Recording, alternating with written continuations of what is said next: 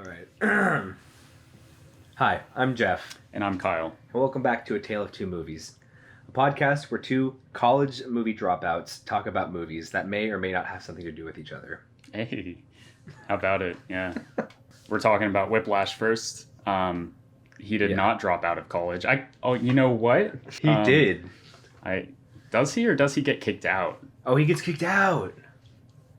Still, he's a loser by the end of the movie, obviously. So you hadn't seen this movie. I had not. I selected this one, right? Yes. What'd you think?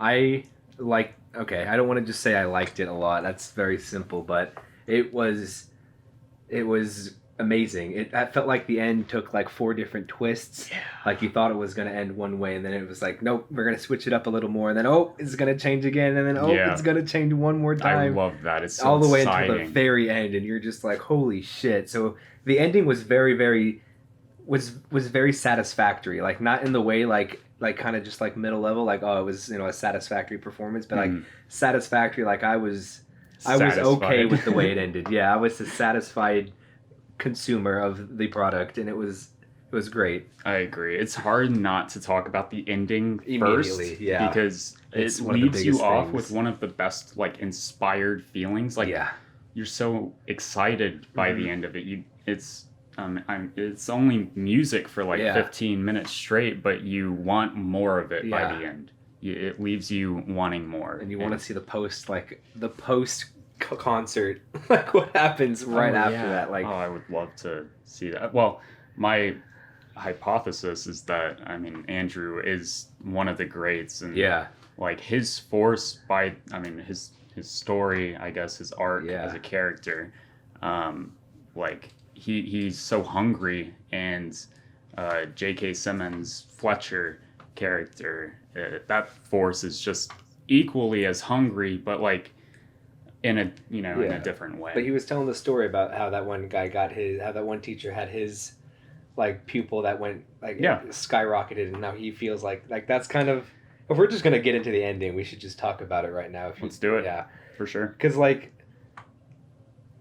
so we should just start from like the beginning of like when they meet at the club when he's playing. Okay. I think then if we're gonna talk about the ending first. Yeah, because before, just to give some context, right before that, Andrew, it's a montage type thing of Andrew's new life. Yeah. Kinda. He's not going to the music school anymore. He's not even at all, I don't think. He's just working. He takes down his posters of is that Buddy Rich, the drummer that they're constantly referencing, and like he stops drumming for seemingly the first time in his entire life. Yeah. Which is a pretty big deal, and because of arguably the mental manipulation, whenever he sees Fletcher's name on that board outside of the restaurant, it's like he just has to see him, or like, I don't know, maybe he wants to see him perform to see if Fletcher is a master at something. I think it might be a mix of that as well as like maybe seeing if he's like learned his lesson, like to see if he's kind of the same, to see if he's like still constantly just an angry, pissed off hothead. Like he just wants to see him outside of the shell to see maybe if he's learned anything from what happened to him. Yeah, maybe Andrew's character deep down probably is just still hungry. Like he knows that what he did to get Fletcher's character, fired, was pretty dirty, and I think that like there were elements that were right for him to tell his story the way that he did, but he also saw Fletcher for his best traits, trying to find somebody that is the absolute best. Yeah. And Andrew wanted to be the absolute best, taking the steps to break up with his girlfriend. Exactly. That was blocking out all mental blocks or distractions he could. So maybe he saw his name and was like, I still want to be the best. Yeah. And just instinctually, was driven to kind of want to talk to him. But when they made eye contact, it's like a horror movie. Because you could tell his heart kind of just sank, and he was like, nope, let's get the fuck out of there. Yeah, and without the shot even breaking, Fletcher's character had stood up from the piano, and then was walked right all there. the way across the restaurant. Insane.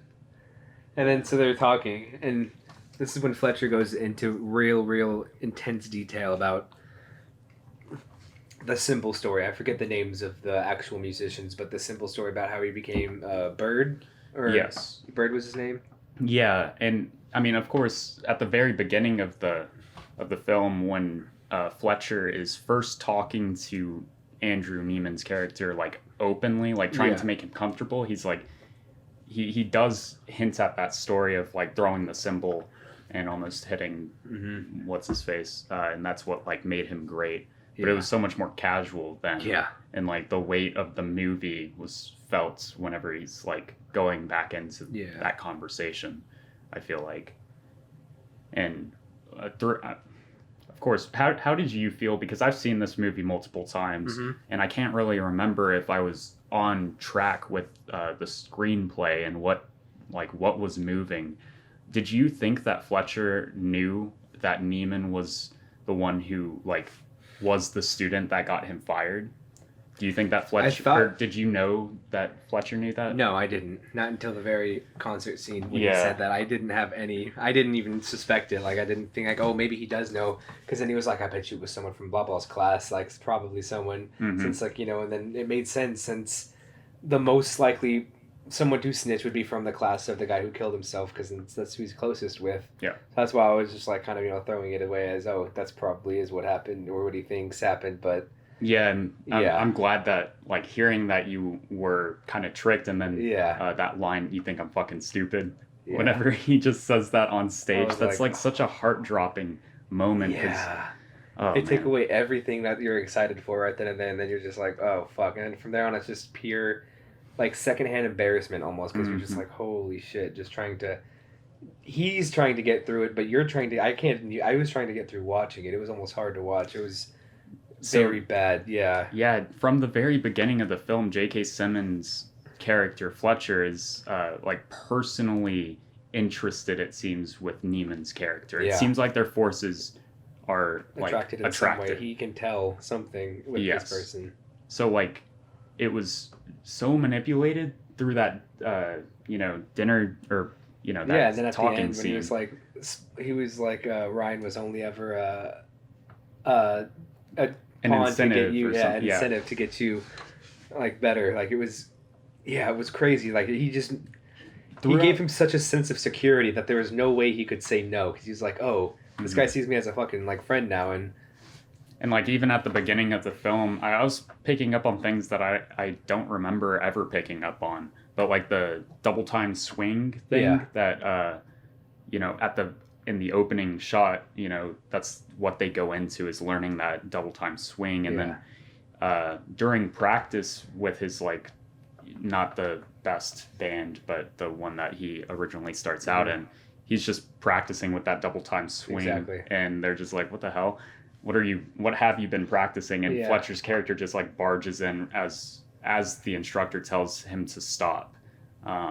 And in that dinner sequence, or maybe it wasn't in that dinner sequence, maybe it was another moment in the film, but Fletcher says, like, that's what got you in here in the first place. I think it was whenever they first brought in Ryan, like, and like he was like about to get replaced, and like he starts favoring Ryan right then and there when he gets the call about the about his student dying, but we don't know what the call about yet. Yeah, that's right.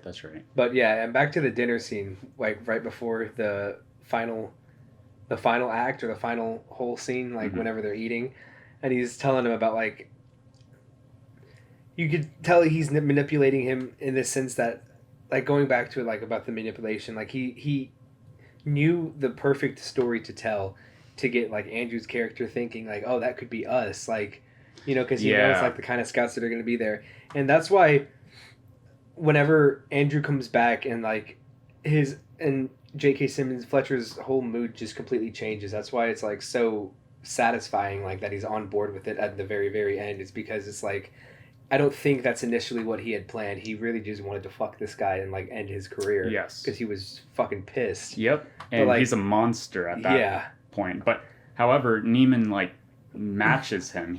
Whenever he comes back on stage and starts his own show, you could see it in, like, one shot. J.K. Simmons' character just transitions from being, like, not cool with it to cool with it, and then he starts, helping Neiman because he understands the sparring aspect of it. Then at the very end, he's like, "What the hell, Neiman?" He's like, "I'll cue you in," and like, he's completely he easily could stop him, like physically stop him, but he's just like, at that point, like it went the way he didn't expect it, and he respects it, and he sees it in his eye, like he is gonna, that story that he used to manipulate Andrew, he actually is gonna get it. Yeah, and that's so, what like, you mean by clicks, you can see it. It twists like 3 or 4 times. It keeps going back and forth. You think he's not gonna get it. You think he's gonna get it. Then you think he's not. Then he comes back and wins it himself. He takes it for what he takes what is his. But like just. It ends up being one of the most satisfying and exciting film endings I've ever seen. Yeah, but just the way he... And then he was just like, "I'll cue you in." And he just turned around and like went with it because he was like, "It's going to look good for me. It's going to look good for him. It's going to be like, it's all going to..." Like he just saw a way to like redeem himself too. Yeah, and it was pure artistic expression through drumming. It was like above and beyond what Fletcher could even instruct, so all he could do was support if he wanted to play his part in this role of making somebody great. Right. And he realizes that, of course, he breaks into Caravan, like whenever he comes back onto the stage, he breaks into the song that he was supposed to play whenever he gets hit by the car, I believe. I think it was Whiplash first, and then he went into Caravan, no? Or... Well... Whiplash comes after Caravan because he says, "I'll cue you in, Caravan." Because do you remember how Whiplash goes? I'm gonna do a little performance. Whiplash is like dun dun dun dun dun dun dun dun dun dun dun dun dun.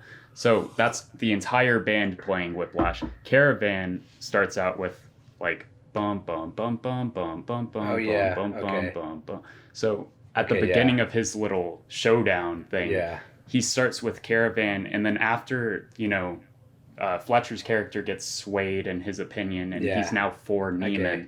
It's like his solo, he just starts with Whiplash because... Yeah, I get you now. The movie is Whiplash, and that's the moment, that's the key. That's the final, Because he could have stopped with Caravan with the rest of the band, and he still wouldn't have been great. But since he continued and... just didn't stop. It was like nonstop 10 minutes of fucking pure artistic balls to the walls. Expression and like J.K. Simmons' character, even by like getting Neiman in his solo to like hype down and then build back up, he was playing his role. It showed the artistry in like helping Neiman through his artistic expression, through this genius that he's discovered in himself in front of all these people. It's like, it's such a beautiful ending. Love that ending. So, you want to just like kind of go back. There's some points you want to hit in the beginning. Yeah, we kind of touched on the opening scene, but I loved just the direction of it, the color palette of that scene. It's like very green, but like there's still red in it. This whole film is very green and red. The ending is pretty orange, but excuse me. I think that the green kind of symbolizes the inexperience, and the red symbolizes just like want for greatness. Yeah, and the like fire. Yeah, not necessarily just like more experience, but just like the fire, like you said. So the acting in that scene is just, it sets up the dynamic for the entire movie. Yeah, it really does. Really well written. This screenplay is amazing. Amazing screenplay. Yeah, and then he goes into the theater after that, right? When he's... Yeah, right after that, it like... popcorn. It sets up so efficiently all of these little storylines. That theater scene sets up his potential love interest, or distraction in his eyes. Yeah. And it also lays the foundation for just the dad and Neiman's dynamic, their father-son duo of just, he wants to be greater than what his dad ended up being. That guy that passed him right after, I think his dad says, when you get to be my age, you get perspective, and then somebody hits him in the head with a thing of popcorn, and he's like, sorry. It's like, come on now. But I definitely see why Neiman would want to, pursue greatness. And it's not like he resents his dad either. It's almost like he wants to just do it for his dad. Like he knows his dad had bigger and better things he wanted to do, but he just wants to do that for the both of them. Like, he still loves his dad a whole lot. Yep. And, I mean, Neiman doesn't have too many friends. Yeah. So his dad is his best friend. It seems like it, yeah. Even in the family. Yeah. Like, that family scene, oh my gosh. Excellent, crazy. Sharp dialogue. Yeah. Neiman really is firing on all cylinders. Just roasting out everybody. Everybody was a target at that point. Yeah, nobody was safe. His dad was not even supporting him, which pisses me off. Yeah. Like, his dad was just part of the family, which shows the separation there. Between him and just everybody in the world, kind of as a whole, how he's on his own. Yep. He's on his own path to greatness. I just say that popcorn close-up scene where he's scooping into the bucket and, like, right after the intro, delicious. Made me want to grab a bucket of movie theater popcorn. You should have. You were watching a movie. A really good one. So appetizing. Did this movie give you an appetite for jazz music at all? It made me want to drum. It got me excited just for, like, music as a whole. Yeah, maybe want to make some kind of music. I mean, you used to drum. Yeah. Often. So, and like Ryan, whenever I watched this movie, Ryan was a drummer. Yeah. And I never envisioned myself being a drummer, but I definitely was listening to a lot of these tracks. Like, I had Whiplash on my phone, Fletcher's theme that he plays in the piano. Yeah. Or, I'm sorry, plays in the diner, plays on the piano in the diner. And then, of course, Caravan is just such a good song. The music in this movie. I think that this movie won, I think you can confirm if I'm wrong, but it won 3 Oscars. Yep, 3 Oscars. It won editing, right? Yeah, sound mixing, film editing, and actor to supporting role, of course. Okay. Yeah, all 3 of those are phenomenal. Did it get nominated for screenplay? Nominated for screenplay and picture of the year. Wow. That's an amazing accomplishment for a first-time director. A Best Picture nomination. Yeah. I didn't expect that. He would... what won that year? 2014, is it The Revenant? Oh, it's the 2015 awards. Must be either Birdman or The Revenant. It was Birdman. Yeah. I mean, J.K. Simmons' performance, of course, performance of a goddamn career. Oh, yeah. If I say so myself, like, holy shit. I agree. I will second you on that. The intensity he brought just in the scenes where he got, like, pissed off made me just, like, anxious. And, like, just watching him was like, holy shit, uneasy. It was this movie amazing. Was so funny, too. Like, his insults are... yeah. Like, you don't want to laugh, but, like, they're funny. Like, they're good. You know the scene where he's... it's right before the second show, I believe. Maybe it's the first show. I'm not quite sure. It is the first performance. Neiman is watching Fletcher talk to a past student outside of, like, in a hallway. Oh, yeah, with the little girl? Yeah, the girl's there, and he's just, like, the sweetest man. And then he comes and he's like, all right, listen up, cocksuckers. It's so funny. That type of contrast is just, it's perfect for his character. Yeah. But, you know, right after that, what do you think happened to the folder that Neiman lost? At first, I thought Fletcher had taken it just to, like, kind of prove a point. That's what I think happened. To teach a lesson, yeah. I think that Fletcher... But I thought we would have found out later in the movie, like, maybe, like, we would have seen it in his desk, or, like, he would have given it back afterwards and been like, don't fucking lose it next time, like, dickweed or something. The way that I saw it was that he was so on top of Neiman's ass. Like, he was always on Neiman and, like, looking at him and, like, I don't know. I'm pretty sure that he just wanted to give him that stirrup, like the just little to see how the excitement, I think, just to see how he'll respond. Or maybe he knew that his partner, the first chairperson at the time, wasn't as good and needed an excuse. Like he had the memory problem, and maybe that's why Fletcher took it and gave the advantage to Neiman. That might be it.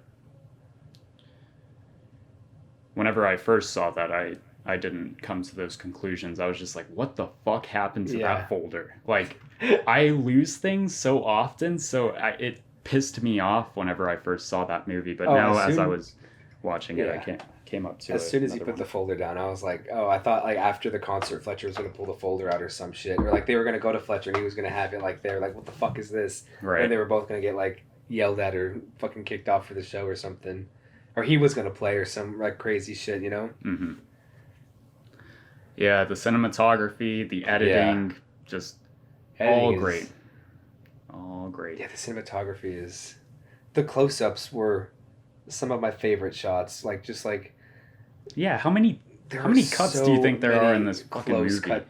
How many cuts do you think are in the last 15 minutes of this? Yeah, I don't know, but they're all... None of them were ever out of place or awkward. They were all perfectly edited into it. They were all perfectly shot. Stylish way that only so added. Good. Yeah. Yeah, I agree. Like, you don't notice it until you really start to think about how beautiful it was you were seeing, and then you were like, I was almost just looking at pictures. Yeah. For like the last couple minutes of that movie. It was like, holy hell. He has such a idea for how he wanted to get this movie on screen, and it seems like pretty low cost. Mm-hmm. Like, yeah, this doesn't seem like it would be the most expensive movie to make, but like he carries that type of style into La La Land. It's just he has so much more of a budget, so there's less of the little cuts. There are still those stylish like little cuts of cut-ins, like of drinks being poured and stuff like that. 3.3 million.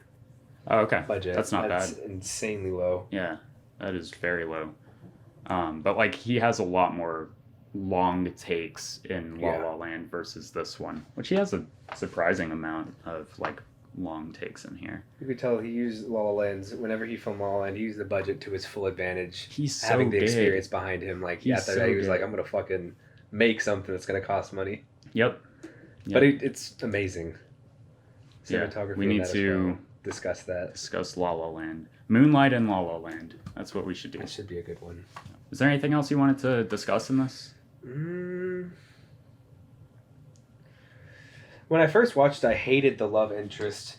I almost thought, why even put it in? But after further thinking about it and thinking about how it made sense because it was that insignificant in the movie because it was that insignificant to Andrew. Like, he really just wanted to be the best that good. So that's kind of... I used to have the same issue. Like, why? I had the issue with it, but the more I thought about it, I was like, okay, it makes sense now after finishing the whole thing. And even, like, rewatching it the second or third time, like, the scenes I dreaded the most were, like, the scene the date scene in the pizza place. But now I saw so many... beautiful moments in the screenplay and the dialogue. He's just taken out of it, like, the whole time. Like, he's not fully... Well, he's at a different... Yeah, you're right. He's at a very different place in his life than she is. And it shows that she's, like, struggling with more normal things of, like, identity crisis. But Neiman has known what he is, like, for a very long time. So I think that's what she likes in him. And he can't even, like, be... He doesn't think about her, like, in his free time. Like, he only thinks about her when he's with her, which is why it's that insignificant to us as well. Which is... That's why I think that there's only 3 scenes with her. Yeah. So it's pretty... and one of them they're not even dating yet. Yeah, and that breakup scene, he just lists out all of these reasons. I think that the confidence Andrew's character shows, it's like he knows for a fact that things won't work out between them. And she's like, and you know that for a fact. And he's like, yeah. I think Damien Chazelle's whispering in his ear from past experiences. I think Damien Chazelle's a hurt boy. No, it was... Completely married. But you've seen the Golden Globe moment with Emma Stone. Oh, man, that's a little hard to get through. But Wait, what happened? Well, just whenever Damien Chazelle wins a Golden Globe for La La Land, he stands up with his wife and... like tries to give her a hug, and like Ryan Gosling and Emma Stone also stand up and try and give him a hug at the same time, and like it's just a bad little moment. It's really cringy. Yeah, I hate to like make it more than what it is because I'm sure that Emma Stone is like, and Ryan Gosling, they're pretty embarrassed by it. La La Land was a big movie. Yeah. And the director had just won, and it looked like Emma Stone was trying to take a hug away from Damien, the director's wife, which isn't what happened. It was just obviously a misunderstanding. However, it's pretty funny and embarrassing for Emma Stone, 100%. So the budget for La La Land was 10 times what Whiplash was. Budget for the line was $30 million. He deserves that. He deserves a 10 times pay increase from Whiplash to his next movie. It grossed $449 million. Oh, that's good. That's all right. Yeah. All Is right. there anything else you want to talk about on Whiplash? Not really. Shoot, this movie's one of the best independent films like that I can think of. If I were talking just like regularly, this is one of the films that inspired me like at a key age to pursue this type of, writing, and I love it, and I can't wait to talk about more Damien Chazelle. Awesome. What would you give it out of 100? Out of 100, it is seriously like this might be a top 10 movie for me, like in my list of personal favorites. Right. So I'm gonna just give it a 10, and I feel like we are going to be seen as people who review movies or discuss movies, and we just are super soft on them. However, you guys need to understand that we're just movie lovers, so we choose the movies we want to fucking watch because we love them. There's going to be a lot of good reviews in the beginning of this. Exactly. So I'm going to give it a 10 out of 10. Yeah, I liked it a lot. I don't have any issues with it really, but I don't want to say it was like 100% like perfect for me. I would probably give it like maybe like a 95, like a 9.5 or a 95. Hey, that's a good score. I thought it was really good for what it was, and I really liked it. You could tell it was low budget, but everybody in it gave their full performance. Miles Teller is amazing in this role of a lifetime. I was surprised. Don't know the other nominees for that year, but I don't know if maybe there were stiff competition. Yeah, I mean, I don't know how many other festivals he really was like in the talks for an award, but like he didn't get nominated for Whiplash, unfortunately. All right, well, let's talk about the Babadook next.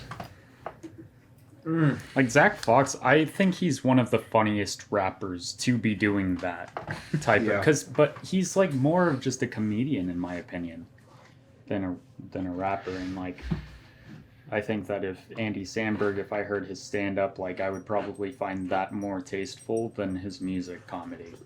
I just think that like it's harder to fuse those two. And you got to do it with more artistic, like, layers to make it interesting.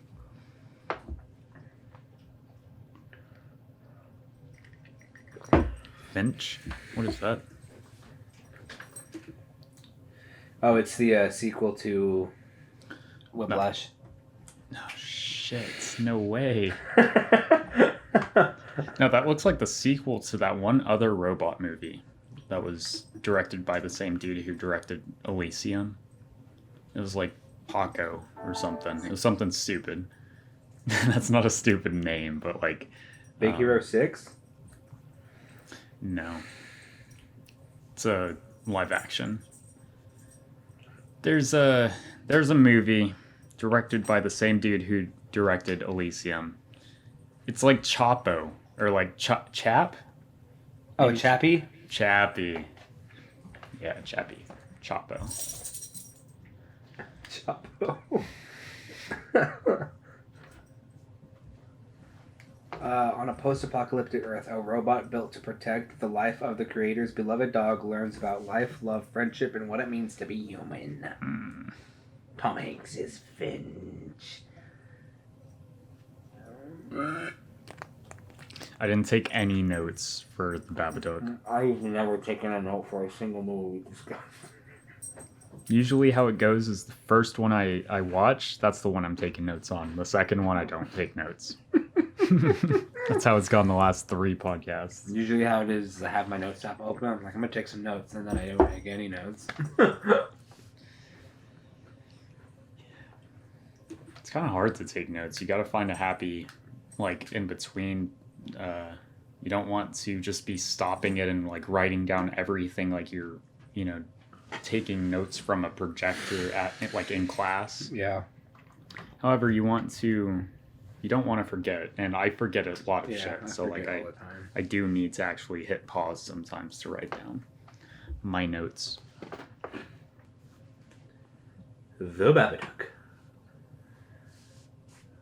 What do you think of the Babadook? I chose the Babadook because I personally think it's one of the greatest horror films ever made. It's terrifying. The imagery is insane.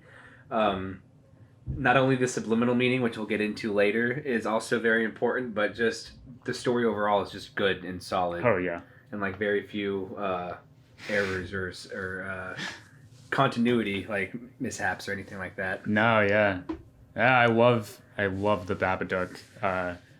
It's one of those films, like, I had seen it, I think, maybe under a year ago. Mm-hmm. So, like, it's a heavy movie. Yeah.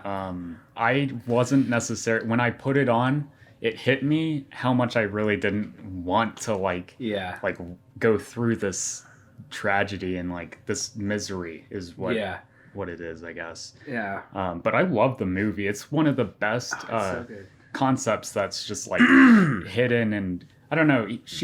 Jennifer Kent uses the genre of horror just to her advantage to tell this like dark and depressing drama story. Yeah. It's very interesting. I've never seen somebody use the horror genre as efficiently and effectively as she did. And damn, she is good at making a monster movie in a house, in a controlled like situation, and a psychological horror movie at the same time. And going back on what you said about it, you not wanting to go through the journey watching this again, I watch the Babadook quite often. I probably watch it at least 1 to twice a year. Ever since I did see it like in 2015, the year after it came out or something like that, I've probably consistently watched it once a year, if not twice. It's got the thrills to slow time down when you're watching it. Like, the Babadook is only a 90-minute movie. Right? And that's a lot of people's flaws like with it. 3 hours, which I personally love. I absolutely love how it does it, because it doesn't take you out of it, though. Like, you're still enthralled the whole time. Yep. Not like wanting to stop watching it or anything like that, which is what does it for me ultimately as well. Yeah, I remember being the only kid, like, in my friend group that liked this movie, because we were looking on Netflix, like, oh, what horror movie should we watch to, like, scare the shit out of ourselves? Everyone thought it was too boring. Like, they thought it was too slow, and I'm like, just wait. Yeah. And then, like, the scenes that were terrifying, like the imagery is insane. It would go through, and then I'd turn to them, and they'd just be like, I don't know, they just weren't in it from the beginning. Yeah. So, like, if you're not feeling the weight of the story, it's probably you're not going to feel the full impact of this horror. Absolutely, yeah, and it is. It's a slow burn. It's not gonna get you right from the get go. You do have to get through a lot of development and establishing and you stuff got to like get that. through a lot of screaming too. Oh yeah, that's hard for me. The kid is probably one of the hardest things about this movie too. Kudos to the actor. Oh yeah, does an amazing job for how old he is. But and the direction is reflected on the director. Exactly, because but he is insufferable through most of this. God, insufferable. That's the word. Yeah, he is bad. It is not good. But it is good. It is good at the same time. Yeah, and it shows. It shows the dynamic between the mother and the child. How she kind of resents the child for causing the death of her husband, the love of her life, and ever since then she's just been in this daze kind of. And he's been affected by that. She's not been a great mother. Oh yeah. And you can tell the mother knows that she's not been a great mother either. And it feels like at some point she resents the resentment. Like she knows she can do better and she wants to do better and she does love her kid. It's so sad. I can't go through this twice a year like you can. It's heavy. She is going through. It's captured. The most. She is at her worst. She would probably ever be. At least she hopes. we hope. Soon learn that. Yeah. The Babadook coming. And I mean, the horror filmmaking in this this movie, it on the surface looks like we were watching the trailer at the beginning of this. It seems like just a monster in a house, and this mother might get possessed by the monster, and it's just going to be like one of those low-budget horror movies that could make a lot of money because it's cheap scares. But there's nothing about this movie that's cheap. Oh my Like goodness. all of the scares are earned if you even get scared by them, but like really it's like it'll just shake you at your core if you think about it hard exactly. I enough. wouldn't call this movie scary. I would call it more haunting. Like it gets That's under good. your skin and everything. Because what you see doesn't make you jump or like feel fear. Like you honestly can't look away whenever like the live image of the live action Babadook, like the actual person, like Mm-hmm. when he's on screen, like looking terrifying, like in the corner and shit. You don't want to not look at him. Oh yeah, But I like love all of the uses of just exactly, the yeah. surrounding, like the what's the design of the set design. Yeah. Um, So like yeah. So like it haunts you, but it doesn't scare you. Like like it gets under your skin and you think about it later and like it keeps you up at night and it comes in your nightmares and stuff. But like it doesn't scare you in the moment. Like you're not jumped mhm. like a cheap jump scare would do. Like like oh here's a demon and you just jump for like a split second. It carries and prolongs. Yeah. Yeah. Like it. What do you stays think with is you. what stays with you from this? Like, what do you think is the most effective, scary thing that you're thinking about after you watch the film? I can, while you think about yours, I can share mine, Yeah, and that's this has never changed since I originally saw it. Whenever I actually don't remember exactly what's going on in the movie, but like there's a daydream type portion whenever her mental health is not doing well. I interpret it like that whenever really the Babadook's hands are like in her.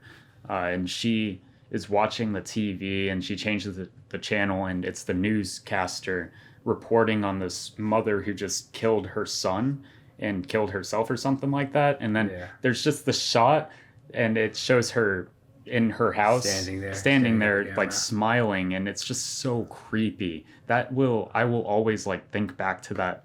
And I mean, of course there's scarier stuff that's in this movie than just that, but like the way it just it cuts to her watching herself and she's just like she's equally terrifying because of how like distraught she is. And it cuts closer to this woman and it's like not even her because we haven't seen her with that type of like look on her face the entire film. Exactly. She's not confident in that shot. She looks like the Babadook in her life. Just a blink. Yeah. I think that's scary.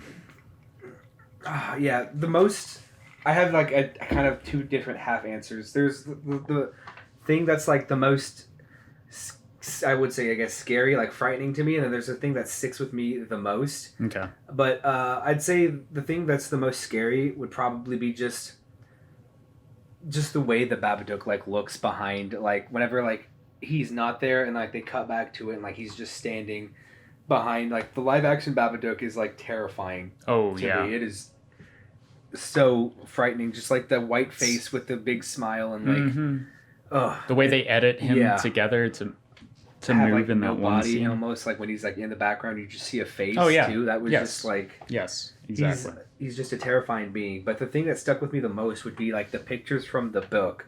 Like that's like they start off so innocent but like kind of creepy, like where he's like smiling and it's like Mr. Babadook and he's like standing there in the beginning. And then like whenever he gets to like I said get out of my house and like that face is just like in the mom, like the mom laying on the bed and just like screaming at him, and like that Babadook face is like terrifying. Oh yeah. And it's just like a children's drawing, but like it's haunting. And that's so early on into the movie that you're really like not expecting her to go that far in that children's book, and it like comes so quickly from the way it's edited.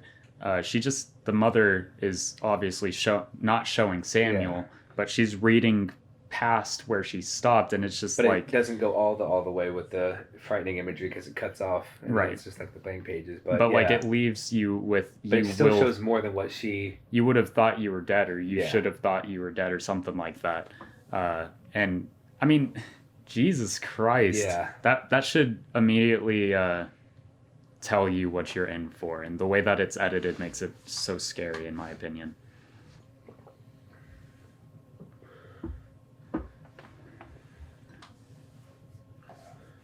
Okay. What's up? Nothing. What are you gonna say? Can we talk about the performances? Yeah. let's talk about the performances. Okay. I guess we already talked about Samuel. I don't want to spend any more time on that annoying fucking brat. Yeah, kid was awful. I only have sympathy for the mother in this. The kid fucking die in the first act. Make the movie better. A little easier to sit through. If I were listening to this fucking movie, Jesus Christ, I would have to turn it down anytime Samuel enters the screen. His mother, Amelia, is a much more kind heart. Yeah. However, her performance, Oscar worthy. Oh, I think so. I think so too. I genuinely believe so. Yes, it is great.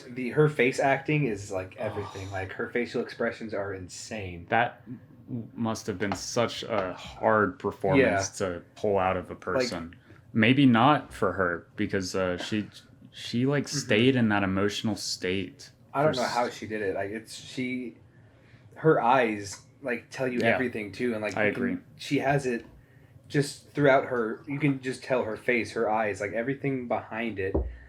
She's feeling it deep in her soul. Like it felt like more than acting. Like that's why it's so hard to watch in most scenes, is because you can tell like she's genuinely like hurting, or at least that's what she's portraying. But she does it so well, so elegantly too. It's fantastic. I do think seen her in anything else since this. I don't think. I think she was in what is it? She was in Assassin's Creed. She was Cal's mother in Assassin's Creed. Did you see that? I did not see that yet. Me neither. Darn. Played the game. I don't think she was in that one though. First Assassin's Creed was fucking good. Was it? It's a damn good video game. But she is going to be in Guillermo del Toro's Presents 10 After Midnight, which is a 10-episode miniseries where he has 10 different directors come and direct an episode, and Jennifer Kent is directing one of those episodes, which Essie Davis is in her gosh, that's going to be episode. Good. Oh, I'm excited for that. Yeah. Set to come out in 2022. But yeah, Essie Davis, she's an amazing actress. I need to watch more of her projects if she does have some more lower budget independent films. I would love to see more of her. I don't know why I haven't yet pursued it, but I guess it might just be the Australian movie scene isn't as large. She might be bigger in the Australian scene, but at least here in the States she's not too. Yeah, this is like one of the bigger movies to come like from Australia, because Jennifer Kent is Australian too, right? Yeah.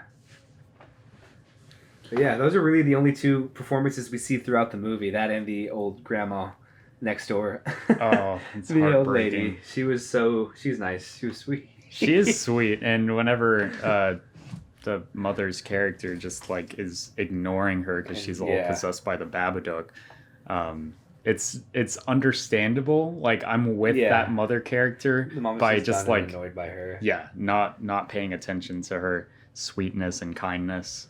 But I'm glad it gets resolved by the end. Yeah. I'd say one of the also most heartbreaking things is the scene with the dog.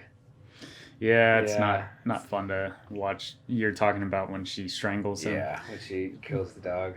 And that's one thing that like maybe I would see as a flaw is like even the first time I watched it as a kid, I thought that it was a little overboard that it was showing like in the paper drawing or not the it's more of a folding, but like the dog dying.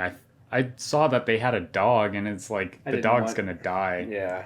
It's like I didn't want it to happen either. It's just I was expecting it, and maybe that was like it's just like a personal opinion, I guess, to not like that, because I love foreshadowing. Yeah. I mean, that's not a problem. It's just maybe it's just the jarring nature of a woman killing her dog. Like I was no longer feeling the suspense of that.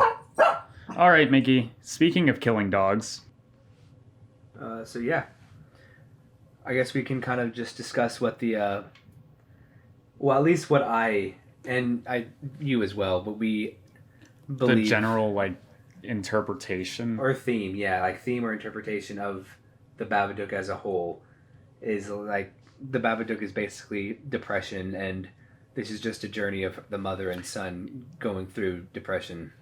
Yeah, I think that the depression is caused by the grief that she's still holding on to from way back. It's been this long. I don't remember what birthday Samuel is celebrating by the end of the film, but that long, that many years, she's held on to this grief, About and 6 or 7, it's I think. right. Yeah, sorry. It's turned into a depression, and it explores a lot of those mental avenues or pitfalls that people can find themselves in an extended period of time, like watching that late night television for a really, and not even just being brain dead. And I think that could also play into the Babadook, I guess, manipulated the mom more than the son, because the son, while he wasn't depressed, he was slowly becoming depressed, which is also kind of shown by the way they interact with the Babadook. The son's kind of starting to interact with it, which is when the mother starts to take more of a notice into the son and what he's doing and stuff, and pay attention to his behaviors, because it's also when he starts getting into more trouble, bringing weapons to school and hurting his siblings and just nonstop up to shenanigans and things like that. So she's paying attention more to him, not only because he's acting out, but because of the Babadook as well. And so the Babadook is controlling her, but he's still being introduced to it, so he just sees it as the scary thing and doesn't know what it is. So when he's talking to his mom about it, she kind of knows what it is, but she's just kind of brushing it off, because she's doesn't want him to talk about that. She doesn't want him to know about that, because once he knows about it, he's more susceptible to it coming into his life. Yeah. So the physical form of the Babadook. Yeah. It's a horror movie, so that's new to her. That's scary, exactly. But she's no stranger to the Babadook. Yeah. She's always just been putting it off, it seems, and she lets it consume her because of it. And we can jump to the metaphors of the worms and keeping it in your basement. Absolutely. Keeping it locked up and hidden. And it's also but paying attention to it. You got to. And it just shows the very ending, whenever she has to go feed it, it shows that someone who has suffered depression is never going to fully get rid of it. They're always going to have that burden with them, where some days are going to be harder than others, and every day is going to be a battle. You're never going to be 100% okay and fine with life. At least most people won't, but it's just showing that their problems usually tend to stick with you, and you're just gonna have to learn to live with it and be yourself and get through it day by day. But it'll be hard some days, but most days you'll be able to get through it okay. It'll get really hard, and I think that the Babadook's movie shows the hardest day. Absolutely. She almost kills her kid. Yeah. That's the hardest day, exploring those themes from a mother's standpoint, wanting to kill a child or your child. It's fucking insane, and it's completely backwards. So if a person gets that way naturally, taking the Babadook's literal sense out of this conversation, just the metaphor, right? It's it's very strong, and when she is holding her kid in that very powerful ending scene, and she's screaming at the Babadook, she's if you get close to my son again, I'll fucking kill you. And that's her becoming a mother. I take that as, because she's talking to herself. She's talking to a reflection of what's making her a monster, I guess. And she just can't let it overcome her again, or else she's gonna fucking kill herself. Yeah. And maybe I went too far there at the end, but that's kind of the way that I interpreted it this time. Exactly. It's so powerful. And that's why if you just take the complete physical sense of the Babadook and just look at it mentally as depression, when the son's coming up to his mom saying instead of the Babadook I see she's oh, I feel sad, that's when the mom is oh, I know that feeling. That's why she's trying to get him to forget about it and distract him with other things, and she's being extra nice to him as well, is because she feels what is coming, and she doesn't want him to be to it, and she doesn't want to talk to him about the Babadook, because once she talks to him about the Babadook or depression, he's going to know about it, which makes him think about it, which makes him more susceptible to having it eat him alive and overgrow onto him. And the more ignorant she can keep him, the better. Yeah, true that. And that, I think that's the right call on her on her move. But the worms, paying attention to your demons or Yeah. your struggles in life. It's important that you don't just bury it Exactly. under things. And then like her and him finding the worms together could also be like seen as them learning how to cope with trauma and like be happy and like not like cope with anxiety and depression and trauma together, because they both are experiencing with it, because he's been through some things because he lost his dad, she lost her husband and had to give birth, and he grew up without a dad, so they both have traumas, and she's learning through hers and he's also going through them, but they're just doing it together, like she's just showing him that he's not in it alone and he's learning how to do it himself as well. Yeah, I think it's such a beautiful metaphoric ending. It is. That's what makes it such a fantastic movie. It is, yeah. So rewatchable. It shows, for me. I know it's not. It's the layers in this horror movie. Trauma, grieving happens to everyone at a certain point. So, like, I think this film perfectly explores that, exactly. and it should be able to connect to most people. It's so rewatchable for me because, like I said, it might slow time down, but I know it's only an hour and a half, but it doesn't waste its time doing what it needs to do. Like everything. Like, there's not a second that feels wasted in this movie. Everything is there for a reason. Everything is where it needs to be. Like, it could be longer. It could be... I don't think it could be shorter. It could be longer. But a lot of people complain about the time because I know it does feel a lot longer. But that's what I love about it. And that's what's so rewatchable for me is the performances and just... Yeah, to really feel the weight. This is such a heavy movie. It's got to slow the time down. The pacing can't be, like, exciting. Exactly. But yeah, they just do it so well. It's one of my top 5 movies of all time, so it's going to be 100 or a 10 out of 10 for me. Okay. Like I said, I view this as like a perfect horror movie. It scares the shit out of me. It did, at least it used to. Not as much now, but when I first watched it, it scared the shit out of me. And it was effective doing what it needed to do. Awesome. Yeah, I'll always come back to this movie in conversation about like the best psychological horror movies, and I guess I would have to give it a 90 out of 100. It's definitely an A. That's how I would rank it in that system. Yeah. It's great. Fantastic horror movie. Awesome. Did you want to discuss these 2 movies' shorts? Sure, we might as well. We watched them both. Yeah. Not really discuss, but just kind of point out how 2 movies that were once a short became a feature. 2 different examples that I thought was really interesting and fun. So inspiring. Yeah, in my really opinion. is. Any feature that has a short predecessor, right? Even if it's not super successful, it's just like very Lights Out inspiring. Lights Out, The Babadook, and Whiplash are like the top 3 that come to mind from short to feature, like major feature film, at least. And I think all 3 of those really give like a different example. Like Lights Out is just the idea, really. Like it's just kind of like, here's like something. Yeah. Well, like not even. It's an idea, but it's not like a feature-length idea. It's just a gimmick. Like exactly. It's a small little filming technique, but it's so fucking golden that like a writer was. Hey, I mean, they just saw the success. Yeah, and then there's also, there's The Babadook, which is basically the whole movie summed up into 10 minutes, like basically a shorter version of the whole feature. Like it's just it's hard to if you haven't seen the Babadook short, it's hard to imagine like all of the Babadook condensed into 10 minutes. But they do it really well.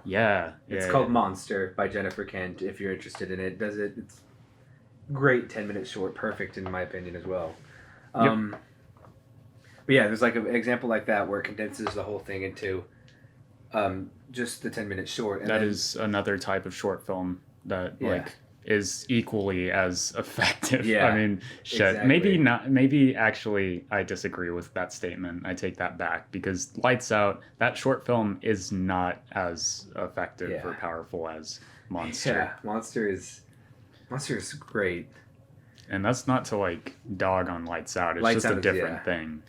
And then there's also one like Whiplash, the short for Whiplash is basically just a scene from the feature-length movie, like almost word for word, shot for shot, just in a different like setting because he didn't have quite the budget to film in a bigger, more it's fancy so interesting how consistent it is between that and like, the movie. J.K. Simmons' dialogue almost is like exactly the same almost. And the shots, it is seriously almost shot for shot. So you wanna assume that he had that movie shot for shot made exactly before it got into production, and he just took J.K. Simmons, who was willing to do a short for some reason with him, and then not to sound like throwing shade, but like I don't know why J.K. Simmons did do this short.